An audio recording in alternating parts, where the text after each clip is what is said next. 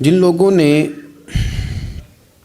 بھوک نہ دیکھی ہو انہیں کھانے کی قدر نہیں ہوتی،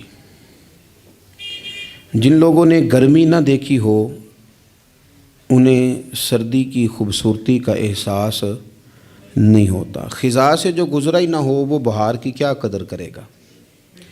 ہم نے وہ انسانی رویے نہیں دیکھے، وہ غلامی نہیں دیکھی، وہ آزمائش نہیں دیکھی، وہ ظلم، وہ جبر، وہ قہر نہیں دیکھا۔ اس لیے ہمارے درمیان جب نبی پاک صلی اللہ علیہ وسلم کی سیرت مبارکہ کی بات ہوتی ہے تو وہ خاص توجہ جو کسی مسلمان کو کرنی چاہیے وہ بعض اوقات محسوس ہوتا ہے الا ماشاءاللہ کہ وہ توجہ نہیں کی گئی۔ آپ اس پر کئی بار غور کریں تو آپ کو اندازہ ہوگا کہ یہ جملہ کہنا کتنا آسان ہے کہ بندہ بیچ دیا جاتا تھا اور اسے خرید لیا جاتا تھا۔ کسی کا گھر بکے تو وہ کتنی تکلیف میں آتا ہے، اور اگر وہ خود بکے تو کہنا کتنا آسان ہے، لیکن اس درد کو ہم محسوس نہیں کر پاتے۔ یہ کہنا کتنا آسان ہے کہ بیٹی دفن کر دی جاتی تھی، لیکن اگر آپ تاریخ پڑھیں تو یہ لفظ نہیں ہے کہ بیٹی دفن کی جاتی تھی، لفظ یہ ہے کہ زندہ ہی دفن کر دی جاتی تھی، اسے مارا بھی نہیں جاتا تھا، زندہ درگور قبر میں اتار دیا گیا ہے۔ اب ہم اس کیفیت کو سمجھنے سے عاری ہیں، سمجھ نہیں پا رہے ہوتے کہ ہم کس طرح کر کے ان چیزوں پر غور کریں اور توجہ کریں کہ یہ کس قدر زیادہ اللہ نے ہمیں آسانی دی ہے کہ رسول پاک کی غلامی عطا فرمائی ہے۔ تو جو عرض کرنا چاہ رہا ہوں اس پر آپ غور کریں گے کہ وہ اس دور کی شدتیں چونکہ ہم نے دیکھی نہیں، آج بھی نہیں دیکھ رہے، تو اس لیے بعض اوقات میں دیکھتا ہوں کہ وہ بات ہو رہی ہوتی ہے تو لوگ اس کو اسی لہجے میں لے رہے ہوتے ہیں۔ نبی پاک صلی اللہ علیہ وسلم نے لوگوں کے اندر احساس بانٹا ہے، حضور نے درد دل تقسیم کیا ہے۔ نبی پاک علیہ الصلوۃ والسلام نے انہیں مادہ پرستی سے کھینچ کر اللہ کے قرب کا رستہ دکھایا ہے۔ حضور علیہ الصلوۃ والسلام نے انسانوں کے دل انسانوں کے حق میں نرم کیے۔ قرآن مجید فرماتا ہے لقد جاءکم رسول من انفسکم، تحقیق تمہیں میں سے ہم نے تمہیں ایک رسول عطا فرمائے، عزیز علیہ ما عنتم۔ قرآن مجید کے لفظوں کا حسن دیکھیے، فرمایا تمہارا مشکل میں پڑنا میرے نبی کو تکلیف دیتا ہے، حریص علیکم، وہ تمہاری بھلائی چاہنے میں جلدی کرتے ہیں، وبالمؤمنین رؤوف الرحیم، مومنوں پہ رؤوف بھی ہیں اور رحیم بھی۔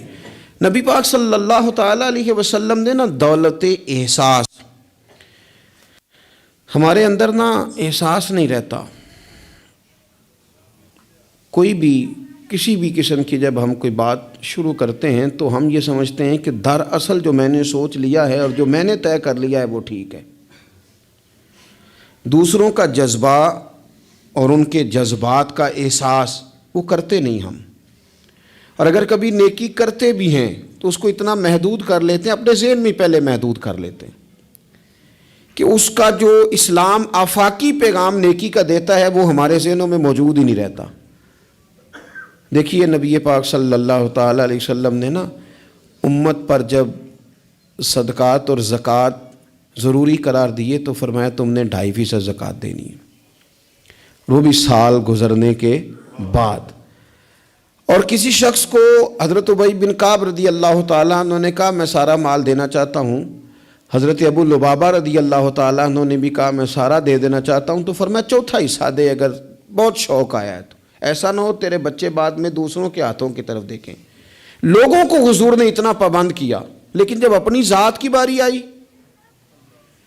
تو کنز المال میں موجود ہے کہ ایک صحابی نے آ کے کوئی سوال کیا، یا رسول اللہ صلی اللہ علیہ وسلم مجھے کوئی چیز چاہیے، تو کریم فرمانے لگے اس وقت تو بظاہر میرے پاس موجود نہیں، ذرا لطف لیجئے گا بات کا۔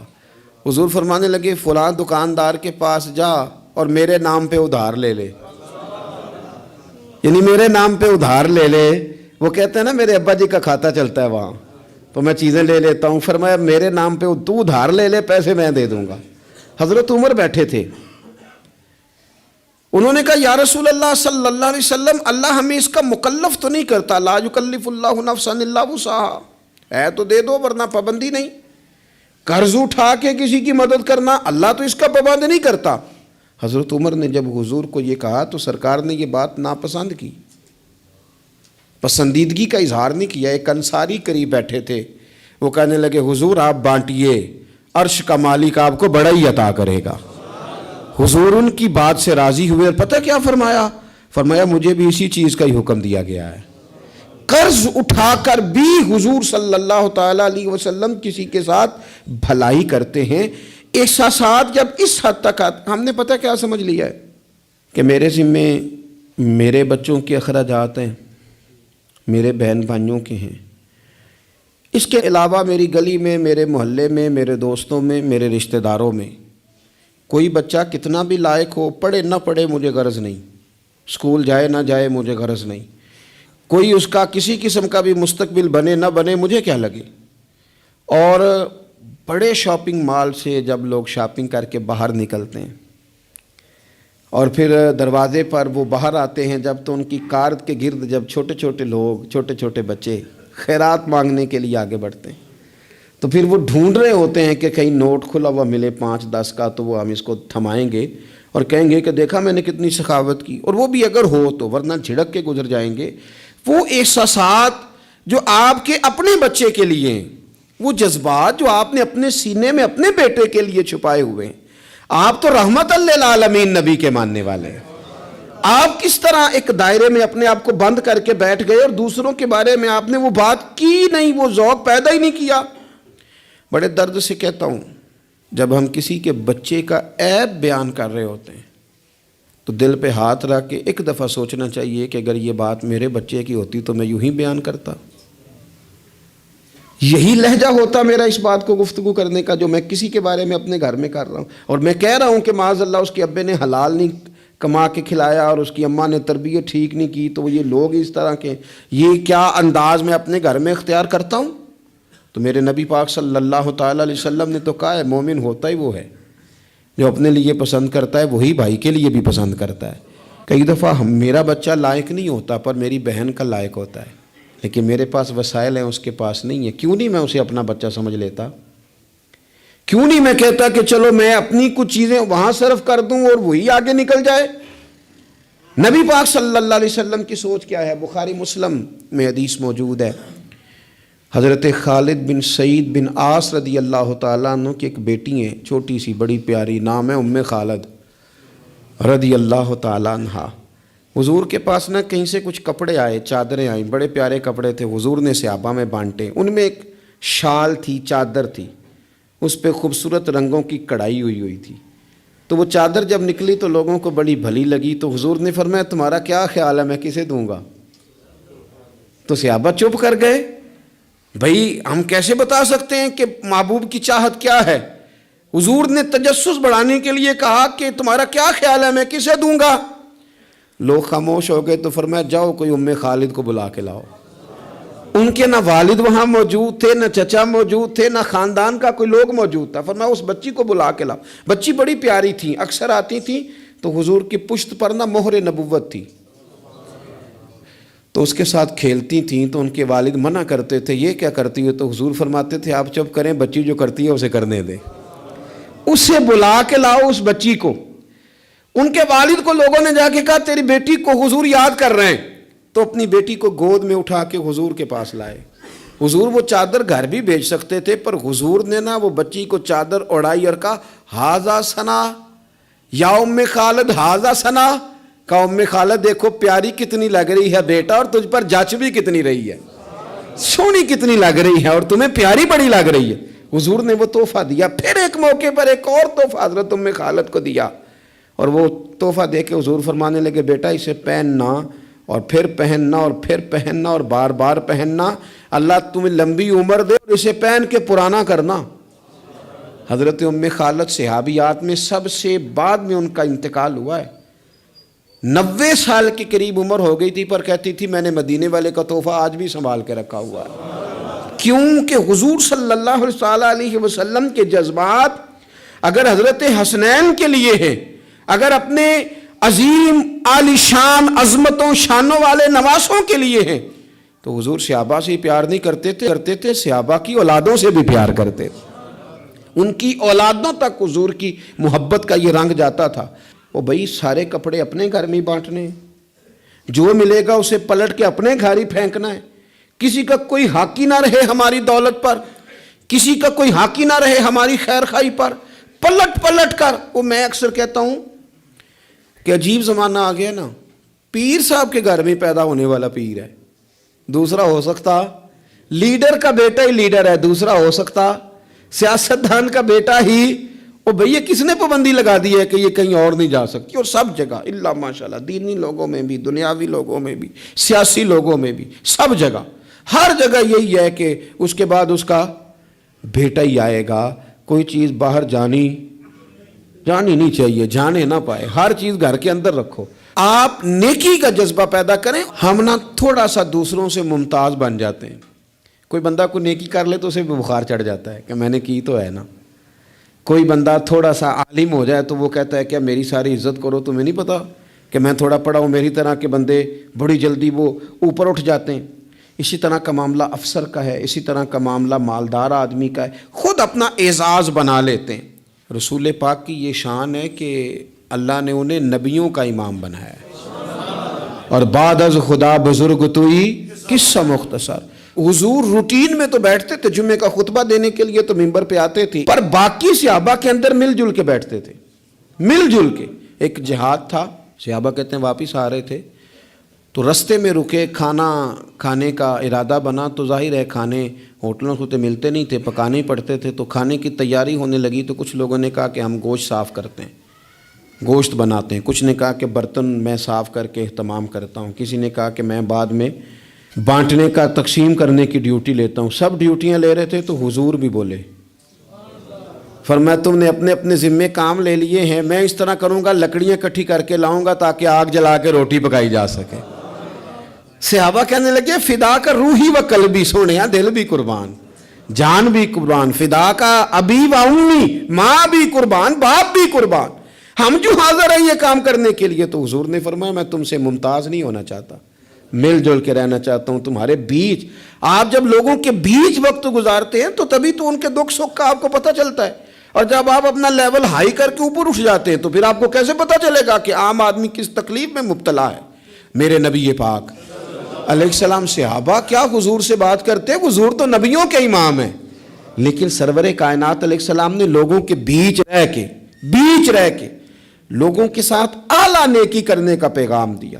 اور نیکی کو اس کے بام عروج تک جا کر لوگوں تک اتارنے کی نبی پاک علیہ السلام نے بات کی. بام عروج تک جا کے.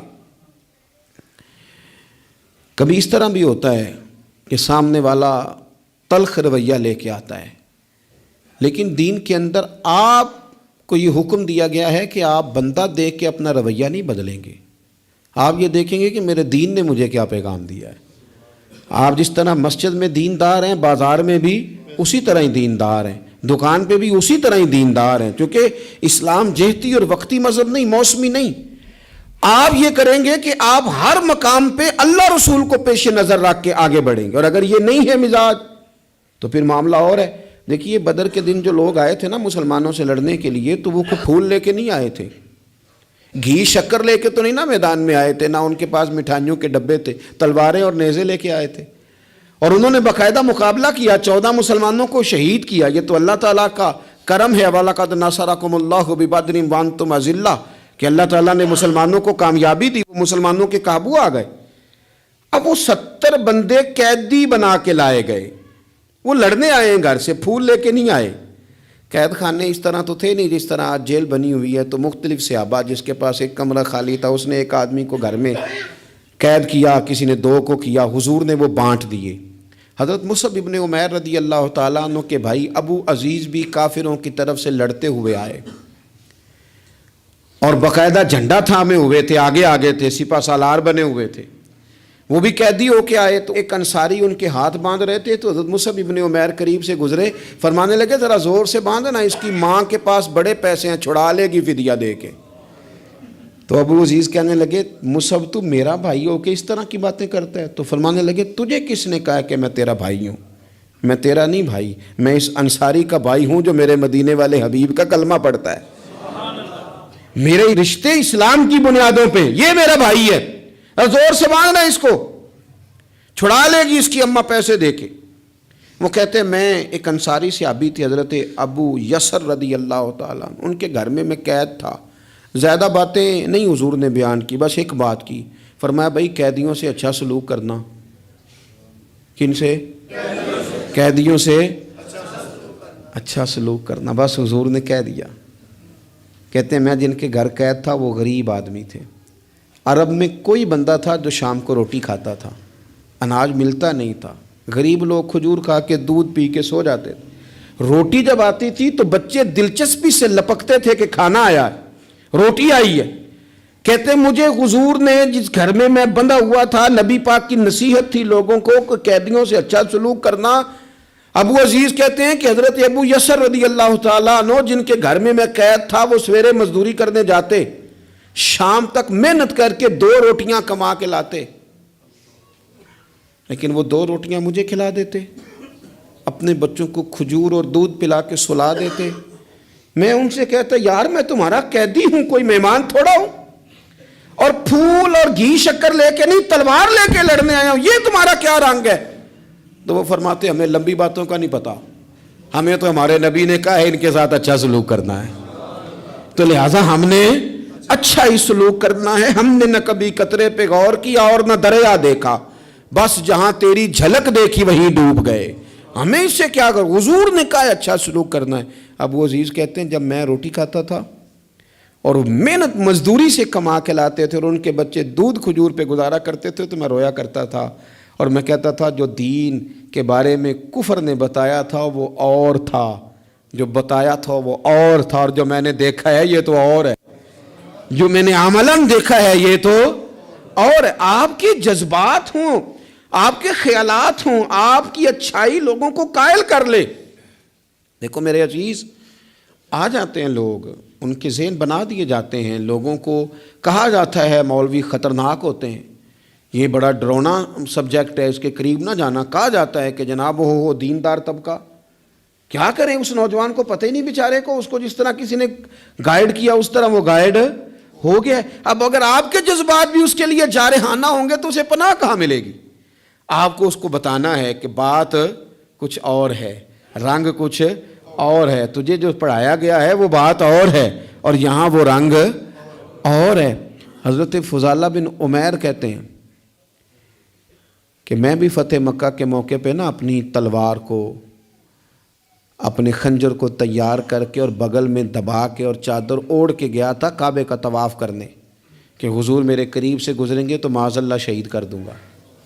لیکن اللہ نے تو غیب کے خزانوں کی کنجیاں دی ہیں نا اپنے نبی پاک کو، میں شہید کر دوں گا. کہتے میرے ہاتھ میں خنجر تھا، بغل میں تلوار تھی، خیال تھا طواف کرتے کرتے سارے لوگ مسجد آتے ہیں، پر یہ ضروری تو نہیں سارے اچھی نیت سے ہی آئیں، کچھ اور نیتیں لے کے بھی آتے ہیں، اپنے اپنے ارادوں سے بھی آتے ہیں. خنجر لے کے آیا خانہ کعبہ کا طواف کرنے، اور جب نبی کریم صلی اللہ تعالی علیہ وسلم نے مجھے دیکھا، حضور جان چکے ہیں کہ میں قتل کرنے کے ارادے سے آیا ہوں، تو مجھے دیکھ کے فرمانے لگے تو فضالہ ہے؟ میں نے کہا یا رسول اللہ فضالہ ہوں. تو فرمایا بول نہ جو دل میں چھپا کے آیا ہے. خیال آیا مسلمان نیک و بد پہچان جاتے ہیں، محمد آدمی کے دل کی باتیں جان جاتے ہیں صلی اللہ تعالی علیہ وسلم. کر نہ جدھر تو آیا ہے. تو فضالہ کہنے لگے حضور کچھ بھی نہیں، میں تو اللہ کا ذکر کر رہا ہوں. تو حضور فرمانے لگے چل پھر استغفار ہی کر لے. گویا حضور نے یہ نہیں کہا تو جھوٹ بول رہا ہے، بات اس طرح کی کہ تو استغفار پڑھ لے، پھر اپنی پچھلی بات سے توبہ کر لے. فضالہ کہتے ہیں یہ کہتے کہتے حضور نے دست کرم اٹھایا اور اپنا مقدس ہاتھ میرے سینے پہ پھیرا، سارا کفر، سارا نفاق، سارا شرک نکل گیا. مجھے کائنات میں سب سے پیارا چہرہ ہی مدینے والے رسول کا نظر آنے لگا. قدموں پہ آ گیا، میں غلام بن گیا نبی پاک کا. وہاں سے واپس آ رہا تھا تو ایک عورت تھی جس سے میرے شناسائی تھی، تعلقات تھے، میں کبھی اس سے ملتا تھا. میں گزر رہا تھا تو اس نے مجھے بلایا، میں نے توجہ ہی کوئی نہیں کی. پھر کہنے لگی تو وہی فضالہ نہیں؟ میں نے کہا نہیں میں وہ نہیں، اب میں مدینے والے کا غلام بن گیا ہوں. اب میری نگاہوں میں جچتا نہیں کوئی، جیسے میرے محبوب ہیں ایسا نہیں کوئی. میرے رسول پاک صلی اللہ تعالی علیہ وسلم نا سامنے والے کے بارے میں رویہ دیکھیں نا. آپ ایک بات کو سمجھ لیں، اگر آپ اس کو سمجھ لیتے ہیں نا اس میں تھوڑی سی نا وسعت آ جاتی ہے چیزوں میں. بڑی سخت بات بھی کوئی بندہ آپ کے ساتھ کر رہا ہے تو اگر آپ ایک بردبار آدمی ہیں اور آپ کوئی فضل والے ہیں تو پھر مجھے ایک دوست نے کہا، ایک صاحب جمعہ پڑھنے آتے تھے، وہ آج کل نہیں آ رہے، تو اس کے جواب میں کئی دلائل ہو سکتے تھے کہ وہ بڑا مصروف ہو گیا ہے، وہ بس اسی طرح کا ہے، بے وفا نکل آیا ہے. تو میں نے ان سے کہا یار ہم کوئی اتنے بڑے لوگ ہیں کہ روز ہی کوئی یہاں آئے، ٹھیک ہے جب جی چاہا آ گیا، جب نہیں چاہا تو نہ آیا، اس میں کیا کوئی ایسی بات، کوئی مسئلہ نہیں، پھر کیا نہیں آیا تو پھر بھی ٹھیک ہے. وہ بندہ دیکھتا ہی رہ گیا میرا چہرہ. آپ تھوڑا نرم رہیں، تھوڑا حوصلہ کریں، چیزوں کو سہنا سیکھیں. اگر آپ ہر وقت رد عمل پہ تیار ہیں تو پھر تو آپ کو لوگ کمزور کر دیں گے، بزدل ہو جائیں گے. دنیا میں سب سے کمزور وہ بندہ ہوتا ہے جسے چڑھایا جا سکتا ہے، جس بندے کو غصہ دلایا جا سکتا ہے، جو استعمال ہو جاتا ہے وہ کمزور پڑ جاتا ہے. کیوں اس طرح کا لہجہ اختیار کریں کہ جس کا دل کرے کوئی نئی بات سنائے اور ہمیں استعمال کر کے گزر جائے؟ کبھی نہیں. آپ کا حوصلہ اتنا بڑا ہو، رنگ اتنا بڑا ہو، طبیعت اتنی بڑی ہو. میرے حضرت صاحب رحمۃ اللہ علیہ کے پاس ایک صاحب آیا کرتے تھے، مرید بھی ہوئے، بعد میں بگڑ گئے، وہ کسی وجہ سے آنا جانا چھوڑ دیا. تو حضرت قبلہ رحمۃ اللہ تعالیٰ علیہ سے لوگوں نے کہا حضور وہ نہیں آتے تو اب وہ گمراہ ہو جائیں گے. تو بڑی باتیں بھلی لگتی ہیں، بعض لوگ چوڑے ہو جاتے ہیں. تو حضرت صاحب رحمۃ اللہ علیہ فرمانے لگے اب توبہ کرو، کیوں گمراہ ہو جائیں؟ میں کوئی معیار ہدایت ہوں؟ میں کوئی معیار ہوں؟ نبی کو چھوڑ کے بندہ گمراہ ہوتا ہے، رسول کو چھوڑ کے کافر ہوتا ہے. یہ تم نے کیسی عجیب بات کر دی؟ فرمایا دعا کرو جہاں رہے رب اس پہ رحمت ہی فرمائے. ہم نہ دائروں میں بند ہو جاتے ہیں، ہم کہتے ہیں صرف جو میرے ساتھ ہے وہ ٹھیک ہے، تو جو باقی اربوں خربوں لوگ ہیں وہ کدھر گئے؟ آپ اپنا دل حوصلہ بڑا کریں. جب آپ کو لوگ غصہ دلانے پہ آ جائیں تو وہ آپ کو استعمال، ان کو پتہ چل جائے گا آپ استعمال کیسے ہوتے ہیں، آپ کس طرح استعمال ہوتے ہیں، ان کو سمجھ آ جائے گی. میرے رسول پاک صلی اللہ علیہ وسلم نے پیار اس طرح کیا ہے، سیرت اس طرح بانٹی ہے کہ اس میں خیر خائی چھلکتی. میں نا اپنے دادا جی سے، اپنے نانا جی سے، پھر اپنے ابا جی سے، پھر اپنے محلے کے بزرگوں سے، پھر اپنے علاقے کے بڑوں سے ایک بات سنتا تھا تو میں کہتا تھا کہیں سے تو یہ آئی ہے نا، یہ ان کی اپنی پیدا کردہ تو نہیں نا. سادے لوگ، انگوٹھا چھاپ لوگ، اپنا نام بھی نہیں لکھ سکتے، پر وہ کہتے تھے اے تھی آ گئی ہے بوئے تے ہن موڑ سکتے. سمجھ آ رہی ہے میری بات کی؟ دروازے پہ بیٹی آ گئی ہے، اب کچھ ہو سکتا. یعنی کسی پارٹی سے سیاسی جنگ چل رہی ہے، لڑائی پورے عروج پہ ہے، ووٹ نہیں دینے، طے ہو گیا برادری کا فیصلہ. تو وہ الیکشن کے دنوں میں وہ بھی بڑے متحرک ہوتے ہیں، وہ پتہ کر لیتے ہیں بچی کہاں شادی ہوئی ہے، وہاں چلے جاتے ہیں، جا کے فٹافٹ چاچا جی بھی بن جاتے ہیں. بیٹا میں تیرا چاچا ہوں، میں آیا ہوں، ابا کے سامنے میری سفارش کر. تو بیٹیاں کئی دفعہ آ جاتی تھیں. تو اب بڑے بوڑھے کیا کہتے تو کہتے تھے بیٹی آ گئی ہے دروازے پہ، وہ کیا کرے. میں سوچتا تھا کہ چلو یہ بات انہوں نے پڑھی نہیں، سنی نہیں، انہوں نے سیکھی نہیں، پر یہ کوئی فیض ہے جو سینہ بسینہ آ رہا ہے. کہیں تو یہ چیز تھی جو اس طرح آئی ہے کہ یعنی سمجھدار آدمی ہے، وزادار ہے. وہ بیٹی کو کہہ بھی سکتا ہے کہ پتر تو سیانی نہیں، تو سمجھدار نہیں، تو وہاں نہیں جہاں میں ہوں، میں تیرا دادا ہوں. لیکن وہ یہ بات ہی نہیں کرتا، کہتا بیٹی آ گئی ہے. تو پھر ایک حدیث پڑھی تو سمجھ آئی کہ نہیں یہ فیض ہے رسول پاک کا. یہ بات نا مدینے کی گلی سے چلی ہے، جو گلی گلی مسلمانوں کے سینے میں جا بسی ہے. نبی پاک صلی اللہ تعالی وسلم کی چچا زاد بہن ہے حضرت ام ہانی، حضرت مولا علی شیر خدا رضی اللہ تعالیٰ عنہ کی سگی بہن، جن کے گھر سے حضور معراج کرنے گئے تھے. انہوں نے کلمہ فتح مکہ کے دن پڑھا ہے. جناب ام ہانی نے کلمہ فتح مکہ والے دن پڑھا ہے، لیکن ساری زندگی ان کے سامنے کوئی حضور کے خلاف معاذ اللہ بات نہیں کر سکا، کرنے نہیں دیتی تھی. لوگ کہتے تھے تو کلمہ نہیں پڑھتی، کہتے وہ میرا اور میرے نبی کا معاملہ ہے، پر تم حضور کے بارے میں بات کرو، میرے بھائی کے بارے میں تمہیں کرنے دیتی ہوں. سوال ہی نہیں پیدا ہوتا. ان کے شوہر بھی مسلمان نہیں ہوئے، فتح مکہ والے دن بھاگ گئے.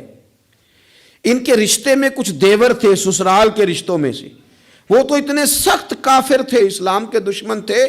لیکن حضور جب فتح مکہ پہ گئے تو بڑے بڑے لوگوں نے دعوت دی، پر حضور ان کے گھر میں گئے، نفل بھی وہیں پڑھے، روٹی بھی وہیں کھائی، وہاں رہے. حضور وہاں سے تشریف لے گئے ایک اور جگہ، تو اعلان ہوا کہ ان کے وہ جو دو دیور ہیں جناب ام ہانی رضی اللہ تعالیٰ عنہ کہ ان کو نا جہاں ملے مار دیا جائے. اب انہیں ڈھونڈ کون رہا ہے؟ مولا علی خود ڈھونڈ رہے ہیں. حالانکہ وہ رشتہ دار ہیں. حضرت علی نے تلوار پکڑی ہے, جہاں ملیں گے مار دوں گا. جناب ام ہانی نے نا اپنے وہ دونوں دیور تلاش کیے, ڈھونڈ کے لائیں, لا کے کمرے میں بند کر کے باہر سے دروازہ بند کیا اور سیدھی حضور کے پاس چلی گئی. کہنے لگی علی انہیں ڈھونڈ رہے ہیں, یہ پیغام آیا ہے ان کے لیے, یہ اعلان کر دیا گیا ہے. حضور نے فرمایا ام ہانی تو بات کر. تو کہنے لگی حضور پھر میں نے انہیں پناہ دے دی ہے. تیا آ گئی نا بوے تے, بیٹی آ گئی, میں نے پناہ دے دی ہے. کوئی دوسرا جملہ نہیں, کوئی دوسری بات نہیں. یہ امام الانبیاء بول رہے ہیں, یہ سرور کائنات بول رہے ہیں. حضور فرمانے لگے ام ہانی, جسے ام ہانی نے پناہ دے دی اسے محمد عربی نے بھی پناہ دے دی. بلا لو علی کو واپس, ہم نے نہیں مارنا. جسے تو نے پناہ دے دی اسے ہم نے بھی پناہ دے دی.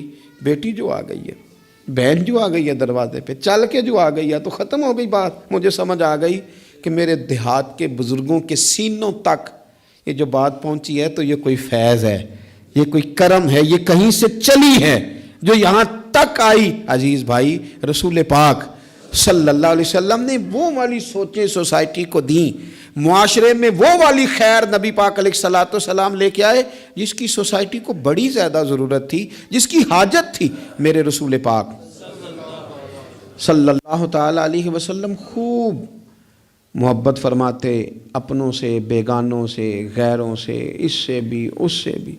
لوگوں کی رسائی حضور تک آسان تھی, اپنا دکھ جا کے حضور کو سنا لیتے تھے. میں آپ سے عرض کروں, پہلے تو دکھ سنتا کوئی نہیں, اور اگر کوئی سننے لگے تو سنانے والا سناتا نہیں. کیوں؟ اعتماد کیسے کریں, یہ کیسے کہیں کہ ہمارا راز راز ہی رہے گا. لوگ اپنے سینوں میں چھپائے نفسیاتی مریض ہو گئے, لوگ اپنے دلوں میں اپنے دکھ لیے قبروں تک چلے گئے. لیکن اعتماد کیسے کریں؟ وہ بندہ کہاں سے ملے جو دکھ سنے گا پھر اس کا پردہ بھی رکھے گا, جو بات سنے گا پھر اس پر طے بھی کرے گا. کوئی اشک شوئی والا, کوئی ایسا بندہ جس کے پاس بندہ جائے اور کندھا اس کا خالی ملے اور بندے کو پتا ہو کہ میں جتنا مرضی روؤں گا یہ کندھا بھی نہیں ہٹائے گا. لوگوں کو یہ میسر ہی نہ آیا, لیکن میرے رسول کائنات سرور دو عالم نور مجسم صلی اللہ تعالی علیہ وسلم کی خدمت میں کوئی بھی آیا.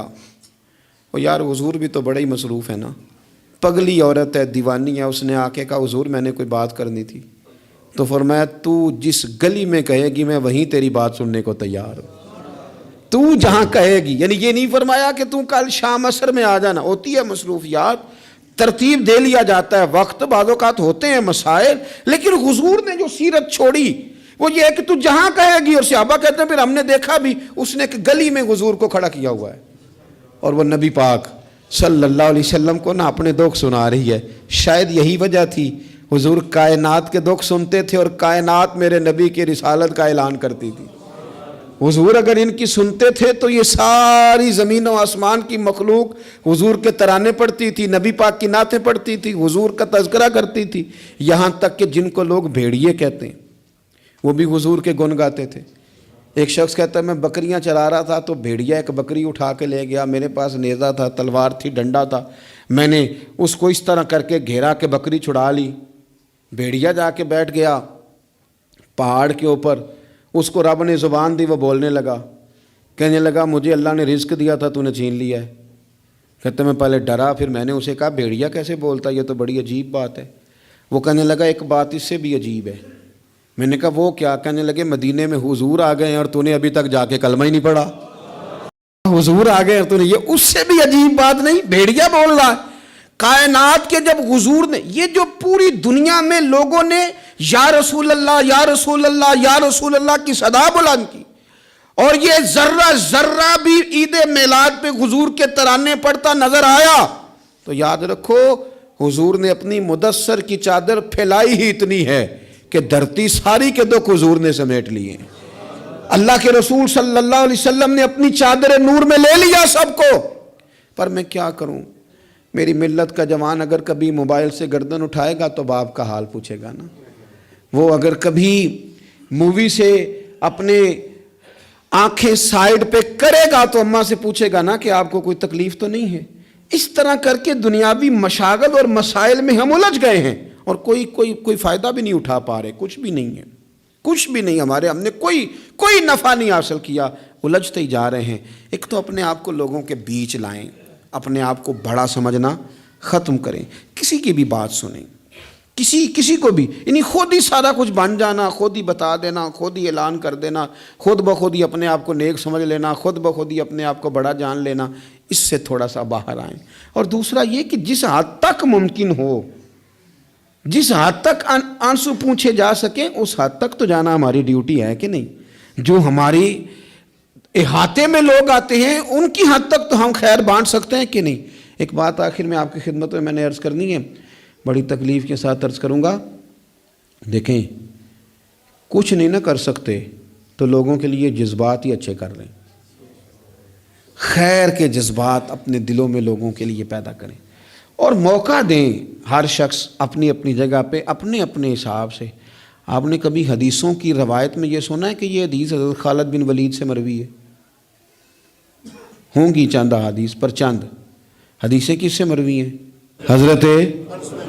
حضرت ابو ہریرہ سے ہیں، حضرت انس بن مالک سے، حضرت عائشہ سے، ایسے ہی ہے۔ چلیں، آپ نے وہ واقعہ سنے ہوں کہ تلوار لی تھی تو فلاں جگہ پہ حضرت ابو ہریرہ نے اتنے لوگ کاٹ دیے تھے، کوئی بات ایسی سنی ہو؟ ایک آدمی میدان میں ہے، وہ جہاد کر رہا ہے، ایک یہاں بیٹھا ہے، وہ رسول اللہ کا دین بیان کر رہا ہے۔ ہر بندے کا شعبہ ہے۔ نہ حضرت خالد بن ولید نے یہ کہا کہ ابو ہریرہ آپ میدان میں کیوں نہیں آ رہے، اور جناب ابو ہریرہ نے نہ یہ کہا کہ آپ حدیثیں کیوں نہیں روایت کر رہے۔ تو ہم ایک دوسرے کے لیے جب جذبات اتنے حسین پیدا کر لیتے ہیں، دل ہم اگر حضرت ابو ہریرہ رضی اللہ تعالیٰ عنہ حضور سے وہ سارا خزانہ لے کے اندر جمع نہ کرتے تو ہم تو آج بھائی کوئی شے ہی نہ بتا پاتے لوگوں کو، کوئی چیز آتی نہ۔ یہ ضبط، یہ حوصلہ انہوں نے پیدا کیا تو بات آگے کی۔ کسی بھی شعبے میں آپ تعلق رکھتے ہیں، کسی بھی شعبے میں ایک دوسرے کی، میں کہا کرتا ہوں یہ سپیکر والا ساتھی نہ آئے تو ہم بڑے پریشان ہو جائیں، کیونکہ اس نے چلایا ہے تو میری بات آپ تک پہنچ گئی۔ ہر بندے کی ضرورت کو محسوس کریں۔ میں بہت سارے کام نہیں کر پاتا اپنے ہاتھ سے، یعنی مجھے روز کہیں دور دراز جلسوں پہ جانا ہوتا ہے، پر جلسے پہ جا کے میری ہی اہمیت ہے، میرا ہی نعرہ ہے، میرے گلے میں ہی پھول ہیں، پر ڈرائیور جو بیچارہ، میں تو سو گیا گاڑی میں، وہ تو جاگتا رہا، میں کئی دفعہ سارے رستے سویا رہا، وہ جاگتا رہا، اس کے بغیر کام چلتا ہے؟ تو بھئی ہر بندے کی اپنی جگہ پہ ایک اہمیت ہے، آپ اس اہمیت کو سمجھیں اور پیار بانٹیں۔ اللہ کے حضور دعا ہے مالک ہمیں حضور کی سیرت سے فیض یاب فرمائے۔ آخر دعویٰ یان الحمدللہ رب العالمین۔